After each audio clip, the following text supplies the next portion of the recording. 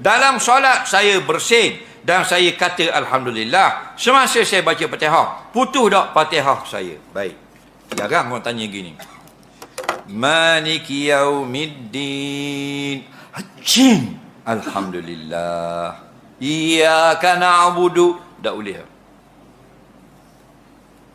Syarat sah membaca Fatihah muwalat, berturut-turut. Apa makna berturut-turut? Selepas ayat pertama terus dibaca ayat kedua. Tidak ada fasilun tawilun, tak boleh perceraian yang panjang. Dan tidak ada boleh kalam yang ajnabi, kataan lain, tak boleh. Faham? Contoh, dia kata yarhamukallah pada orang bersin, atau orang bersin berkata alhamdulillah, maka putus walak, wajib baca semula bismillah daripada awal. Faham? Tapi kalau hal-hal yang berkait dengan semayang, tidak putus muwalak. Faham lagi? Contoh dia tegur tu imam, Maliki yaumiddin, subhanallah, dia tegur gitu tu imam. Boleh sambung iyyaka na'budu. Kerana subhanallah hal yang bersangkutan dengan kerja solat. Betul tak?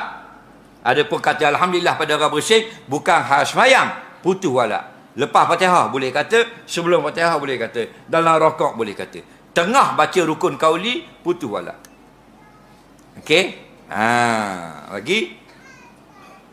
Jadi kalau lain pada Fatihah tak ada masalah. Amin. Cing. Alhamdulillah. Tidak putus walak apa-apa. Kenapa tidak ada walak di situ? Yang ada muwalatun ialah antara ayat Fatihah. Lepas ayat pertama kena ayat kedua. Begitu juga dimaafkan turun sujud sajadah, sujud tilawah. Maliki yaumiddin.